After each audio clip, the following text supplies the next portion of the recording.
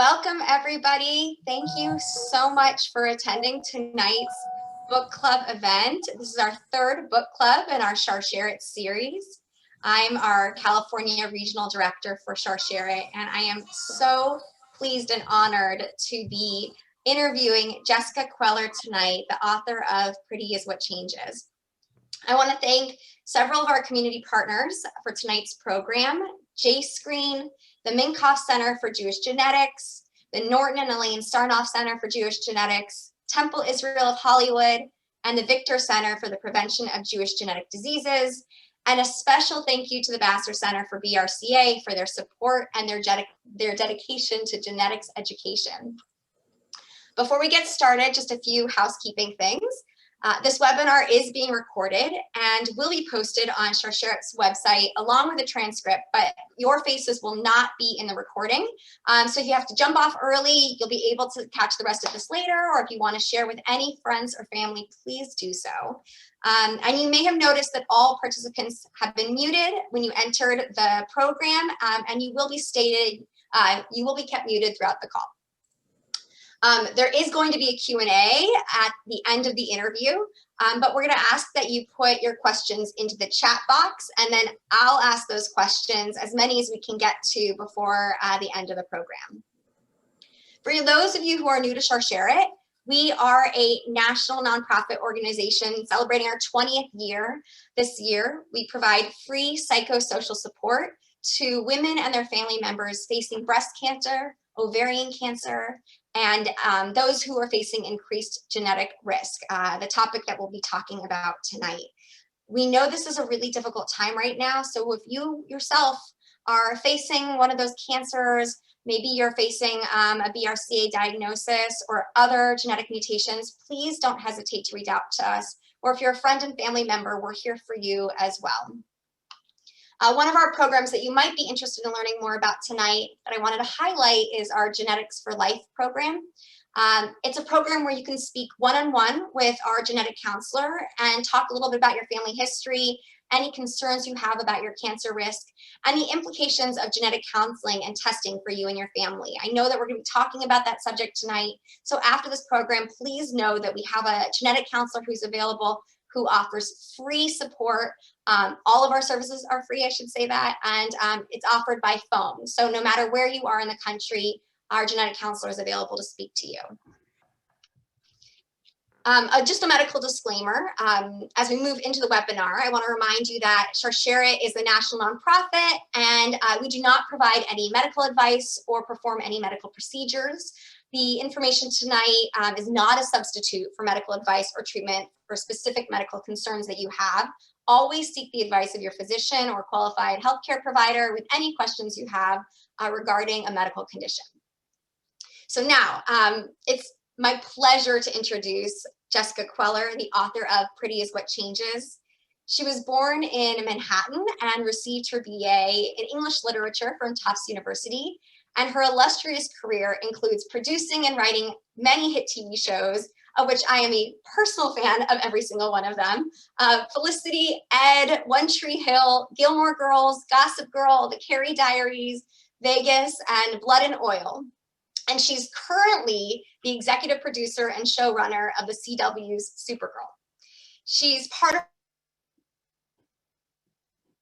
Oh no. Jenna, you're muted. Can you hear me now?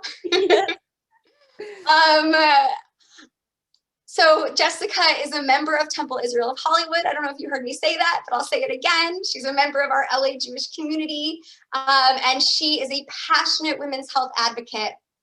Before Angelina Jolie, she was the first person to write a New York Times op-ed about what it meant to have a BRCA gene mutation. She's a real trailblazer, and I am so thrilled to have you here tonight, Jessica. So thank you for speaking to our Sharsheret community. I'm so honored to be here. Now, hopefully I won't accidentally go on mute again as we're talking. But Jessica, so I've got so many questions for you, and for all of us who have read the book or those of us who haven't, We just feel so moved by your story and what you mean really for the BRCA community, for you to be one of the first people to speak publicly about your diagnosis and the implications of what it means. For those of you on this webinar who haven't read the book, can you just talk a little bit about how you came to getting tested and what that journey was like for you? Of course. You know, sitting here, all I can think about is my mother sitting here right now. My mother passed away at age 60. This is everything I do is for her. The reason I'm here is because of her. And it just keeps going through my mind right now that before she died, she said, if I get better, I want to help people. I want to go out and help people. And if I don't, will you do it for me? And so I just wanted to honor my mom, Stephanie Queller, for just a quick moment. This all happened when I was 31 years old. My mother was diagnosed with terminal ovarian cancer. I mean, stage 3C ovarian cancer. They said she had 5 years to live. In fact, she lived less than 2. Prior to that, my mother had had breast cancer at age 52, which she beat. The ovarian cancer was a separate primary cancer. And so my best friend from high school, Jillian Siegel, when my mom was diagnosed with ovarian cancer, Jillian had been on the board of a different organization, the Lynn Cohen Foundation. And she had heard of this cutting edge test. And she said, I think because your mom had both breast and ovarian cancer, you were eligible for it, the BRCA test mutation. Now, this is the year 2001. And I was 31 when Jillian mentioned it to me, and I was not thinking about my own health. I was thinking about my sick mom. And I said, well, that's interesting, but I'm fine. However, it stuck and it was in the back of my mind. My mother died at the age of 60 when I was 33.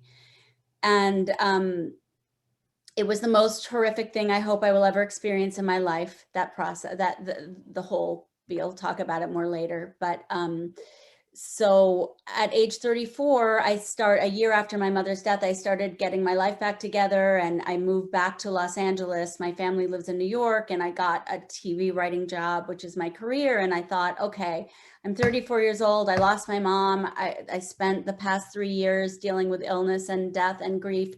Now I can, go to dinner parties and I need to fall in love. I want to have a family. And on that checklist, I had neglected getting my teeth cleaned, renewing my driver's license, all the things you neglect when you're dealing with an ill family member. And on that list was, I should get that genetic test just for peace of mind. I'm sure I won't have it. There's no cancer in my family except my mom, but I just want to check it off the list that I don't have it. So I cut all the corners. I didn't go for genetic counseling. I had a cousin doctor of mine call in the test at a lab. And I found out in a very unproductive, haphazard way that I tested positive on the phone with a stranger. Lab guy who ran a blood lab, and he was barking orders at me. Who are you? Why did you take this test? And he said, you tested positive. And I actually said, positive's a bad thing, right? Because for a minute, positive sounded like a good thing. And he said, yes, it's very bad. You will most likely get cancer in your life and you've got to find someone to help you. Goodbye. And then they sent me the results from Myriad Genetics in the mail, which said my statistics, which was, I think at the time, 87% chance of breast cancer, most likely before the age of 50. And that's how the whole thing started. Wow, Jessica. And you talked about, your mother and dedicating even this conversation to her and her memory. You go into a lot of detail in the book about what it was like to care for your mother. At Sharsheret, we spend a lot of time supporting caregivers. Is there any advice you can give to people on this call who are caring for a loved one facing cancer right now? Well, it's funny. I just last night started reading this beautiful book called Wintering. I'm selling someone else's book right now, Catherine May. I'm only about 35 pages in, but there was an expression she used that reminded me of when my mother was ill and dying. And she said, there are gaps in the mesh of the everyday world, and sometimes they open up and you fall through them into someplace else while everybody else is living their normal life. And that's certainly how I felt when my mom got her diagnosis. Like suddenly the world, like I'd walk through the looking glass and everything was different. And my sister and I were living in hospitals, and we never left my mother's side. We slept in a cot with her in the hospital bed whenever. She was very frightened. And we never left her alone at NYU Hospital forever for a night. So if she moved into the hospital, one of us moved into the hospital. And then I remember going outside and seeing my high school friend who would say, trying to be normal. And they're like, oh, my child didn't get into the kindergarten teacher, class I wanted. And I just felt like I'm living in a different universe from all these people. I don't relate to what they're saying. I don't understand. So I think for me, the most traumatic thing that ever happened to me was my mother's illness and death. And BRCA, people often say, was your life split in half when you tested positive for the BRCA mutation? And my answer is my life split in half when my mother got ill. And the BRCA was just a continuation of it. And, but so I think there is nothing harder than caring for a loved one, especially if the diagnosis is terminal or close to that. Especially, if you are a young person or the person you're caring for is at an age that is not, it's an unfair age to be dealing with those things. So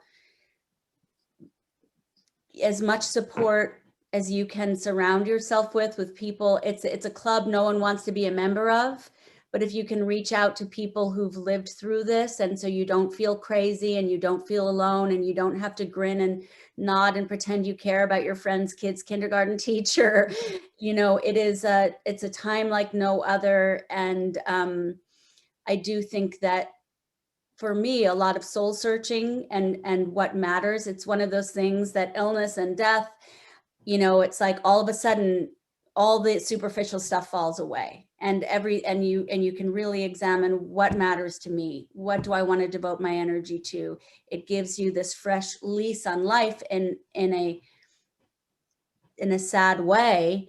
For me, it made me realize no matter what, I wanted to be a mother and I wanted a child. And that was the thing that was the positive, beautiful thing that came out of the traumatic experience of losing my mother. But support and kindness towards yourself, all I offer. Yeah. And, in the book, so much of your journey and what you share with us so beautifully is that decision-making process of what do you do about the BRCA mutation? I have it, I've been presented with some options, what decisions do I make based off the experience I've had with my mom? Can you talk a little bit about how you weighed those options and ultimately decided on the path you did, knowing what you experienced through your mom?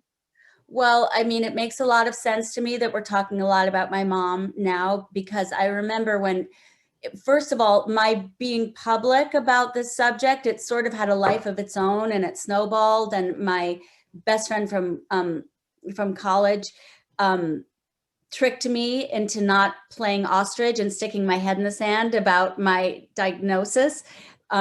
She was an assistant editor at the op-ed page for the New York Times, and she wanted me to get the mastectomy right away. And I said, back off. I have to have kids, leave me alone.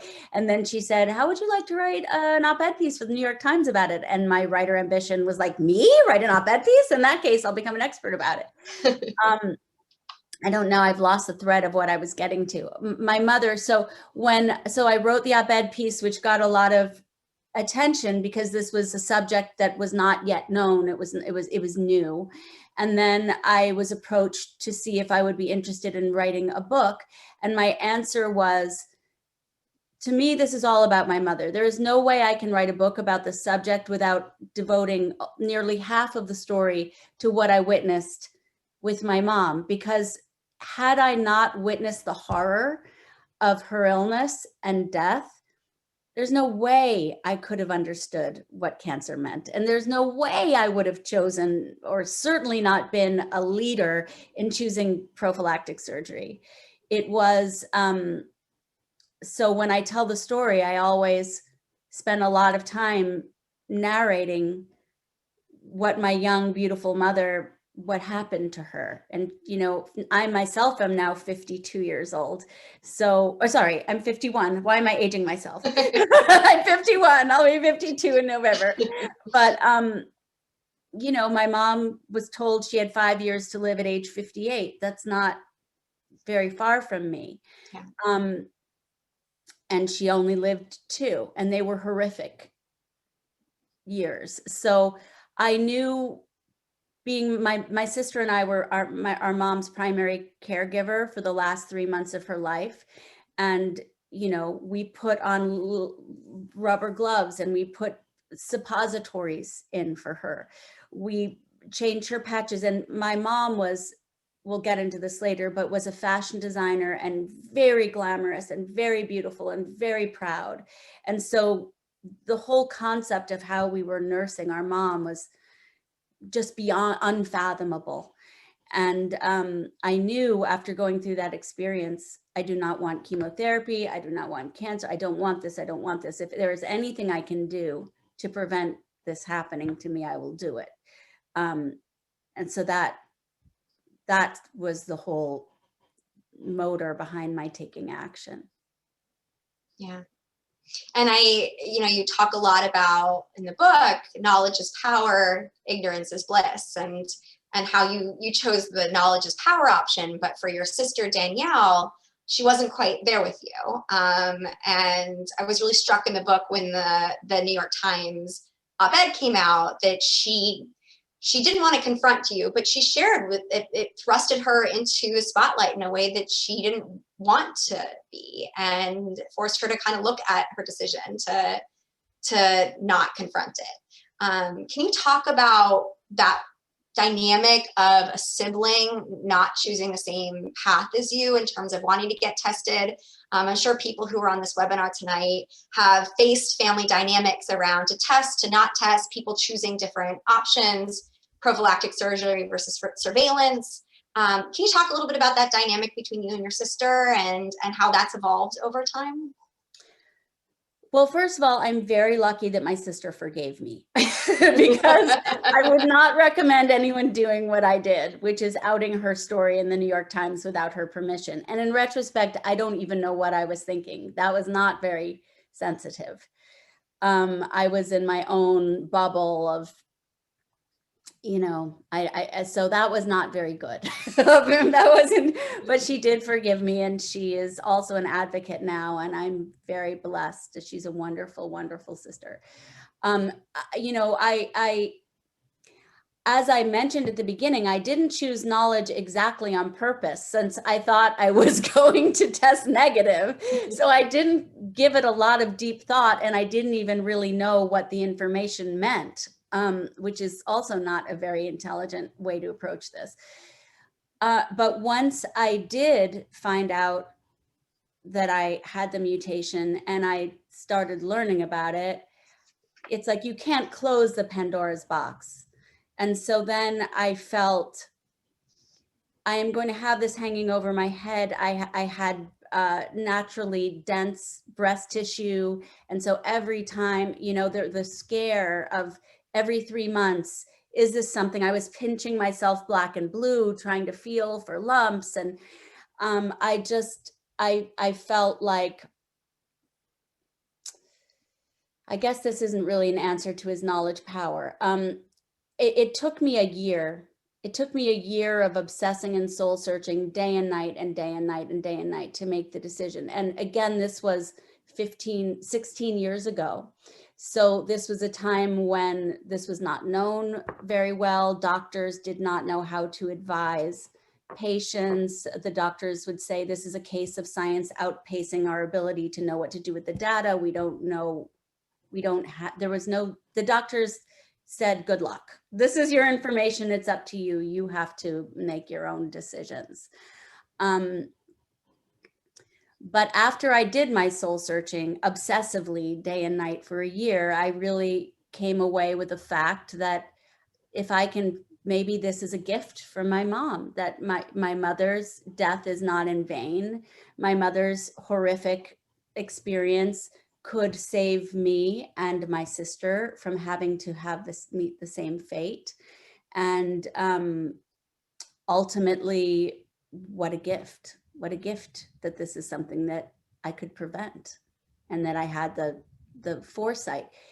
That said, the process of going through it was not pleasant. And when you're healthy and young and wanting to get on with life, you know, who wants to stop their life for 6 months or a year and deal with this?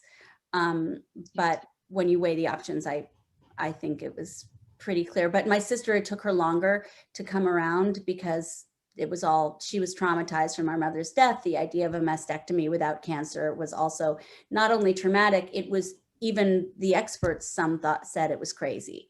So it's much different now than it used to be. So she's not someone who was comfortable being the vanguard. And she also, you know, nobody knew if I was wacky or crazy or sane, and only time proved that it was sane, but wasn't quite clear at the moment. Yeah. I mean, so many times in the book, people were completely shocked that you were choosing this path.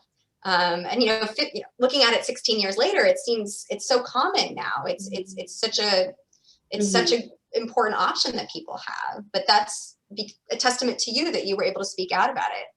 Well, the other thing is plastic surgery reconstruction has, even in the 16 years since my surgery, become so much more advanced and so seamless and beautiful. And so I think a lot of us had the idea of mastectomy of our grandmothers or, you know, aunts, and how terrible that was, and how shameful and hidden and all of that stuff. And it's just not at all the case today, but even 16 years ago, it was scarier. Yeah. And really another thing that struck me in the book was how many healthcare providers created barriers for you, you know, whether it was you tracking down the doctor who was going to give you your BRCA results, to the plastic surgeon who was trying to convince you to have larger breasts because he thought that's what women wanted, and you were saying no. And I think one of the things that we see at Sharsheret a lot is women who are facing healthcare providers that are not listening to their needs, who are making it difficult.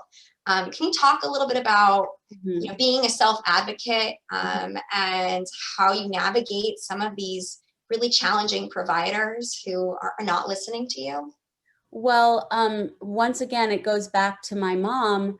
The 2 years that I spent with her in and out of NYU Hospital when she was incredibly ill taught me how to be an advocate. And I just think of that Shirley MacLaine moment in terms of endearment when she starts screaming for her daughter, give her the drugs. And I must have lived that moment about 25 times in the course of those 2 years. And so through the course of, I learned how to navigate the hospital system because my mother was basically living in the hospital. And I started to see, you know, just not out of malice, but being overworked, and nurses, you have to anesthetize yourself to survive, and you have crying, wailing patients in every room, and you have to just kind of detach. And if you don't, you know, so I learned a lot of lessons on how to advocate for my mother. And I am a New Yorker, born and raised pushy New Yorker with a trial lawyer father. So I went from being this sort of demure, sweet girl to like, we're getting this done, and you are bringing her the medicine now. And whether you're liked or annoying, you know, the squeaky wheel gets the oil. And I've learned those lessons. So I already had quite an education before it was my own turn. But the bottom line is, I don't know. In retrospect, when I look back at how young I was, I have no idea how I had the self knowledge to make those choices. I just thank God that I did. But you have to be your own self advocate, meaning that you have to listen to your own inner wisdom and truth, and have a really strong sense of what's right and wrong for you, and not be swayed because doctors are just human beings. Nurses are just human beings. Everyone has their own biases. Everyone has their own opinions. And these decisions are too important to, be guided by anyone but yourself. How did you ultimately choose the providers you did? That's something that women that we talk to are always struggling with, which one is the right one for me? Again, in retrospect, I don't know that I did enough research, because I just, once I made up my mind to do it, I just was like, okay. So I went to my mother's breast surgeon, who I knew because he had taken care of my mother. And one thing I can say about him is that he was old school and he loved my mom. And I knew he was going to be as aggressive as possible and taking out every speck of breast tissue possible, which does not make for a great cosmetic result, by the way. But I didn't care, because I felt like if I'm going to go through this, I don't want, because a lot of the plastic surgeons said, I wouldn't go to this guy because I need a little tissue to make it not look plasticky. I need a little more breast tissue. So instead of, having a 2% chance of breast cancer, you'll have a 5% chance. And for me, that was not tolerable. I felt like if I am going to go through all of this, I don't want any chance. I want nothing. And I don't care if I have ripples. And, but again, for someone else, that might not be the case. They might prefer a more beautiful aesthetic. They might be able to tolerate a 3% higher risk for a more beautiful outcome. So this is all incredibly personal, but my goal was get rid of my risk. And I didn't, I just trusted my instinct, but I only met a couple of doctors, and I really just went with a plastic surgeon who I liked personally, because she was kind and lovely. And I went with my mother's doctor. When my sister went through it, she did a lot more research and frankly had a much better cosmetic result. But it really depends on your priorities. But I'm always about trusting the human. Trusting the person who listens to you, who you feel is respecting your opinions, who honors what you want and really listens and doesn't impose their ideas onto you. Yeah. Throughout the book, you talk a lot about your desire to become a mother, and how that influenced your decision-making process, and ultimately, took you on the path that you did. Can you talk a little bit about what happened after the book and how you became a mother? First of all, well, as I mentioned to you before we started, I went back and skim read my own book last night because I haven't picked it up in at least 8 years. And I was like, oh, I forgot this detail. I forgot how this went. And I had completely forgotten the exact date of my mastectomy, which was September 12th. And as it turns out, I am finally getting married on, this is weird, but on September 11th of this year. And I'm reclaiming the date. It's in New York. It's the only date that was available. But I got chills when I read that last night, because it will be exactly 16 years after I made that choice. And it was always my dream to be a mother. When I was a little girl, I would chase little girls around the minute I could. I was babysitting. When I was an unemployed actress in my 20s, I was a nanny. I've just been that person. I never dreamt about my wedding. I dreamt about being pregnant. I dreamt about my daughters. And when my mother was dying, which was, again, there's no words to describe how horrific it was, not just physically, but because she was young and she didn't want to die. And she was, fought her last words were, "This is against my will." I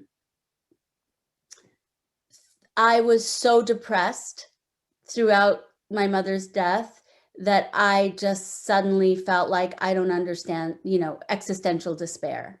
what is the point of life? Why, writing is fine, but I could take it or leave it. I don't care about TV. I love my friends. I haven't found love. Like, I just sort of was like, I really am in despair and I don't understand the meaning of life and what it's all for. And in my darkest moments, I had this little voice inside of me that said, you need to have a baby. You need to be a mother, because then you'll understand your purpose.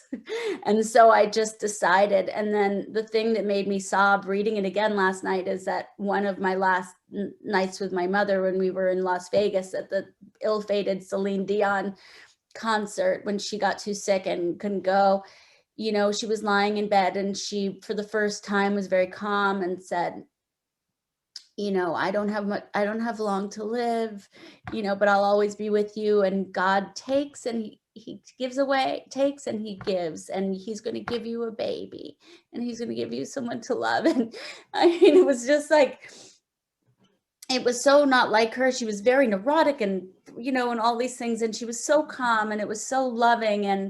And that is what happened. I mean, I was on a mission that I am going to have a child, and I want to carry a child if at all possible.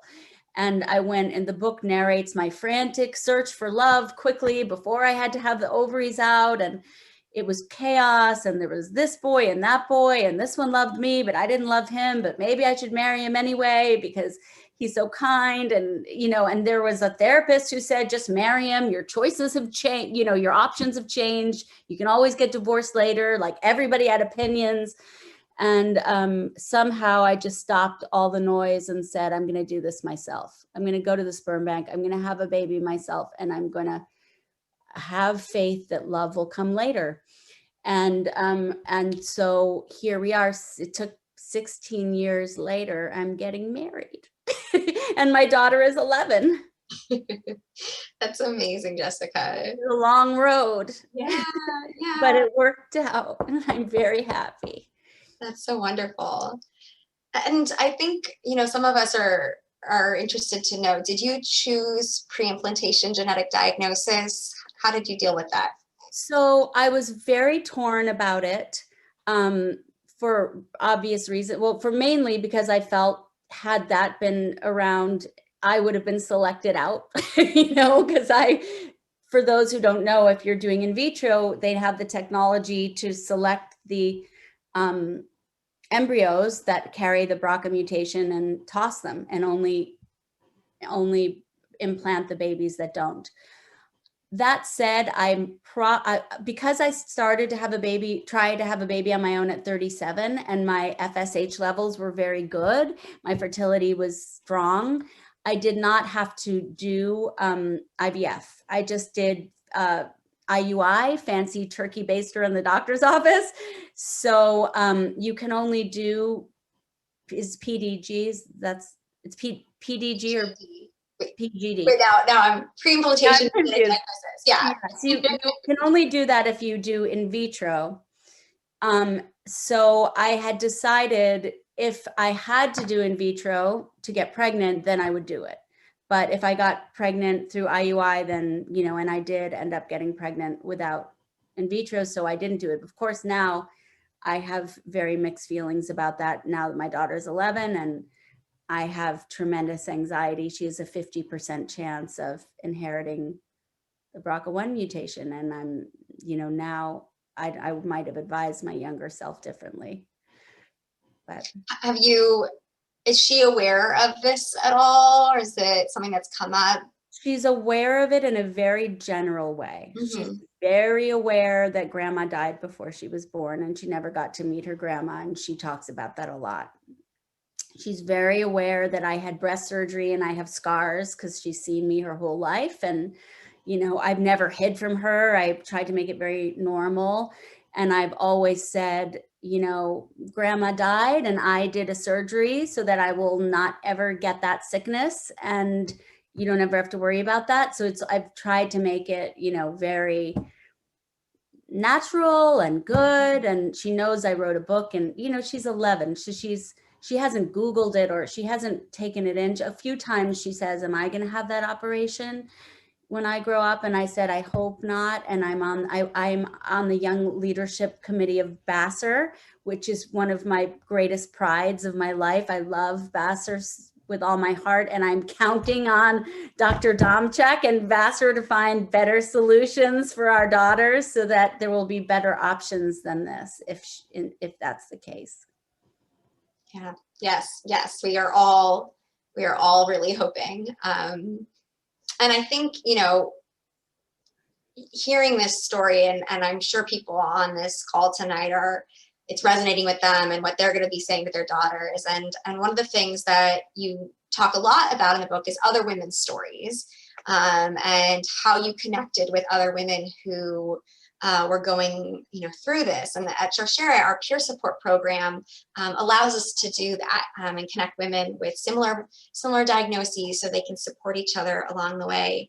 Can you talk a little bit about the peer support relationships that you had in the book, and why were they so important on your journey? I've heard Donna is here. Where are you? Is she? If she's here, I'd love to say hello. Donna! I'm so happy to see you. So Donna was my first friend who we were going through it at the exact same time.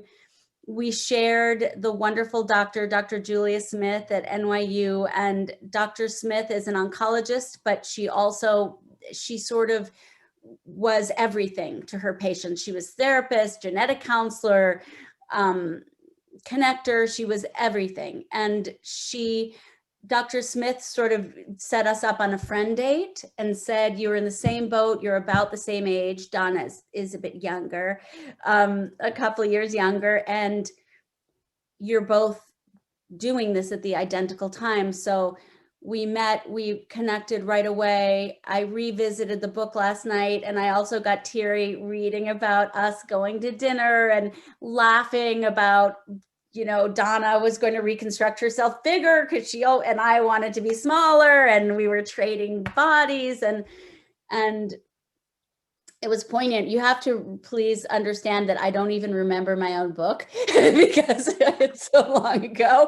So I was reading it fresh myself last night, and I read the line I wrote, which was, here we are, these two young women laughing and drinking a bottle of wine, and anyone walking past us, no one would have imagined they're talking about removing their breasts next week, and it just was surreal. And it just meant everything to have someone to talk to who is going through the identical experience, because at that time there really was nobody to talk to. And certainly there was the Force website that I know we both used as a resource a lot, but at that period of time, there were really no young women, unmarried, single women on those boards. It was all women who had, already had their children, and they felt their breasts had done their breastfeeding job, and they had husbands, and they felt like, they were in different life places than we were. So I remember there's one part of the book, and I think Donna goes with you to the meeting at the hospital right after your surgery, and you do a show and tell together. And you were the only two women in that room who had reconstructive surgery. And the difference it made for all those women there. I remember that. We took our shirts off for a lot of people. So this book was, written 13 years ago. Your experience was 16 years ago. What's changed the most since you wrote this book in terms of, the field and women and men who have hereditary risk?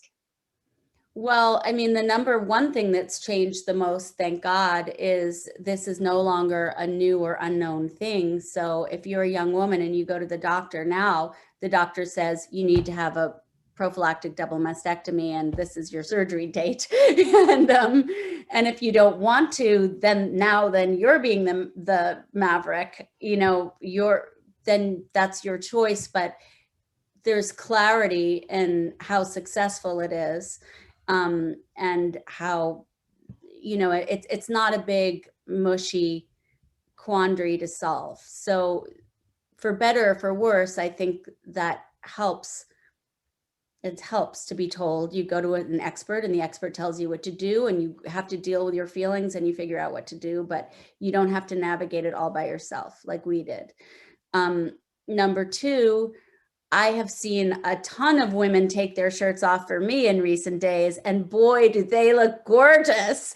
Like the reconstructive surgery is crazy these days, how beautiful it is. And I think that's a really big deal in terms of, the trauma of losing your natural breasts, but knowing, well, I'll just have to look like a supermodel, poor me, and they'll be like this forever, So I think that's a really big deal as well. I wish I could say there was, there had been more advances in options, but as far as I know, not yet. Yes, hopefully soon. And before we open it up to Q&A, Jessica, we can't have the showrunner of Supergirl on on our webinar. We're talking just a little bit about your life in Hollywood. What advice would you give for anyone who's interested in breaking out in Hollywood these days? Oh my gosh, call me. I'll tell you everything I know. TV writing the profession has completely changed since I started 20 years ago. TV has had a renaissance, and it used to be, when I started writing for TV, I was a theater snob from New York who was like, I don't watch TV. I'm just doing this for, just for some cash to figure out how to support myself as a creative. And now television is, I thought I would segue into feature film writing quickly, and then suddenly the feature film world disappeared and TV became everything. So a lot more people want to be TV writers than they did 20 years ago. It's harder in certain ways and easier in certain ways. It's easier in that I think there's so much more content. There's all these platforms. Who could even possibly keep up with how many shows are being produced and aired? So there's a ton of opportunity, but it is also, everybody knows about being a TV writer now, and tons of people want to do it. It's not as glamorous as it looks from my point of view. It's really hard. It's really grueling and hard. I still think you're very cool, Jessica. I just want you to know. But yes, I don't know what I can say about the Hollywood of it all. There's a lot of special parts, and there's a lot of really grueling, difficult. Before COVID, I think I've lived in Los Angeles for many, many years, and my only memory of Los Angeles is midnight on the Warner Brothers lot and an empty parking lot with another writer or two. Like it's the golden handcuffs. You work really hard on these shows, at least on these network shows.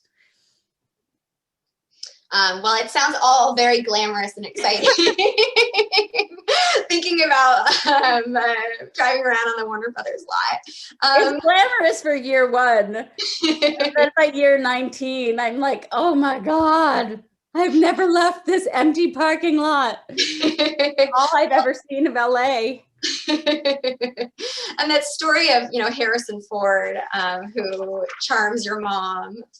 That's very special, because his wife Callista has been my friend since we were unemployed theater actresses together in 1991 in New York City. So our friendship predates Los Angeles, Hollywood, Ally McBeal. It predates all of that. So that's just a very, very special old friend of like 27 years or something by now. Yeah. But he's a very kind man. Very, very kind. So from Harrison Ford to our Q&A.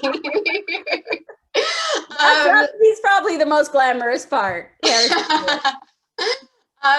So Jessica, we have one question here. I think this is so important. So since testing positive for BRCA, there's now known more information about other cancers associated with the mutation. So what are you doing now in terms of surveillance for pancreatic cancer and melanoma?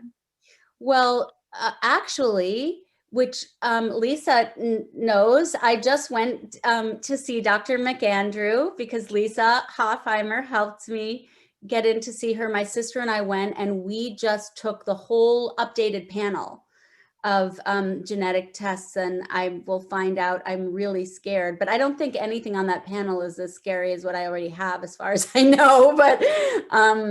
But so I haven't screened for pancreatic cancer yet. I sort of realized that I had been lax in figuring out how to keep up with things. So I just went to see Dr. McAndrew a few weeks back and said, I want to just get all the tests, everything, whatever there is, just throw it at me. And just continue to get, as the field changes, continue to get as much knowledge as is possible. Can you share why she recommended that you and your sister get an updated full panel for someone who might have already tested positive for BRCA? I think that Dr. McAndrew's philosophy, even stronger than mine, is that knowledge is power. And if you have, and she said that in my book, I think I even write 16 years ago, I was told you can only carry one mutation. That's not the case. Dr. McAndrew told me she has a patient who has BRCA1 and BRCA2 and this new thing. And so, and BRCA2 has a slightly elevated, I believe I'm right, someone medical may correct me. I believe BRCA2 has a slightly more elevated risk of pancreatic than BRCA1, even though BRCA1 has slightly worse breast cancer numbers. So if you know you have more than one, then if you know you have one with a higher pancreatic risk, then you're going to take whatever pancreatic surveillance exists, and also insurance will pay for it if you carry that high risk. So, there's gradations of things, and it's just better to have all the knowledge. Yeah. And I know that this might be bringing up some questions for people. So anyone on this call, our genetic counselor is available for you to make an appointment for free to talk through any of this, whether or not you've been tested for a mutation or not. So please just know that. And someone just asked, what other gene were you referring to, Jessica, when you said that there's a whole panel of new genes, and I'm not educated enough to say all the names of them, but since I took the test, there's a handful of new mutations and none of them, as far as I know, have as high of a risk as BRCA1 or BRCA2 in terms of breast or ovarian cancer. Their risks are lower, but they're still significant. But I don't know the names. I really should educate myself if I'm going to speak about No. That's not why we're here tonight. But I just want to add that some of those mutations are quite common. People may have heard of PALB, CHEK2, Lynch syndrome, which increases risk for ovarian cancer. So every year we're discovering more mutations, and so panels have been increasing over time. So, and again, for anyone on this call who may have been tested in the past or is interested in testing, speaking with a genetic counselor can help you decide what panel test is right for you. So, so please keep that in mind. Jessica, why did you choose the title "Pretty is What Changes"? What does that mean to you? Well, I write a lot in the book about my mother and my maternal grandmother. My maternal grandmother, Harriet, was an actress in Hollywood. She was in all the old Three Stooges movies. She was in the Dragnet series. She was in, she was basically, she played a recurring role in Three Stooges of the French waitress. She was a glorified model, redheaded model, who was the girl who got the pie thrown in her face. She wasn't, now my snobbiness is coming out. She wasn't a serious trained classical actor. She was a very pretty girl with chutzpah, and she did a lot of Hollywood stuff. And then she was a grand character. She had 3 husbands, all of whom were gone by the time I was born. And she had 1 daughter. She was a single mom with my mother. She wasn't a very maternal person. She and my mom used to double date as sisters in Las Vegas with, in the 60s. I mean, but the point is that my grandmother and my mother, it was all about women being beautiful. It was your commodity was beauty. Number one most important thing. And so I was raised with sort of a skewed emphasis on you have to be pretty, you have to be pretty, most important thing. And so my sister and I were raised that way, and it gave me a lot of hangups because I never felt beautiful enough. And I thought my sister was more beautiful. And my sister was like my mother and my grandmother, and, you know, all that stuff. But no matter how I felt about it, it was ingrained in me that, you know, a woman's value is very much in her beauty and desirability. And now in 2021, it feels very antiquated and very, you know, but I'm old, so that's how I was raised. And so the idea of, I know my mother, you know, never removed her breasts while she was alive. She had a lumpectomy because they didn't know about her BRCA status. And I reminded myself in the book by looking at it last night that when my mother was told she didn't have to have breast cancer, a mastectomy, she thought it was because of the lymph node involvement, that it's already spread, so there was no point. That wasn't accurate, but that's what she thought. And she said, oh, thank God it spread to the lymph node so I can keep my breasts. Like, when she first got her diagnosis, she would have preferred worse cancer. Of course, she didn't know what she was talking about, but then the idea of removing her breasts was horror. So beauty and what it meant for me at 33 and 34 as a single woman to remove my breasts and have mastectomy scars, and is anyone going to love me? Am I going to ever, I thought for a period of time, I felt like my life's over. It's over. I missed it. I'm never going to have love. I'm never going to have family, you know, because my mother and grandmother had ingrained in me that if you're not desirable, you're not worthy. So that subject was a theme throughout my life, throughout the book. And so Pretty is What Changes is a lyric from one of my favorite Sondheim musicals, Sunday in the Park with George. And the full lyric is, pretty isn't beautiful, mother. Pretty is what changes. What the eye arranges is what is beautiful, which means pretty fades like a flower. True beauty is from within and can be seen only by those who are talented enough to see it. Not many of those in Hollywood, but I found one.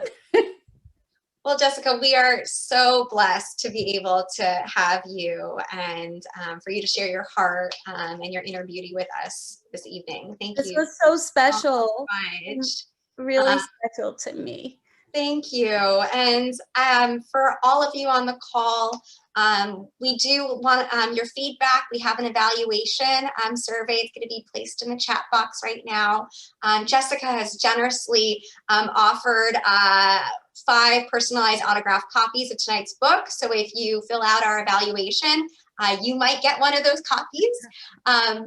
Once again, I want to thank the Vassar Center for BRCA at Penn for their dedication to genetics awareness and education, and our community partners, J Screen, the Minkoff Center for Jewish Genetics, the Norton and Elaine Sarnoff Center for Jewish Genetics, Temple Israel of Hollywood in my hometown, the Victor Center for the Prevention of Jewish Genetic Diseases.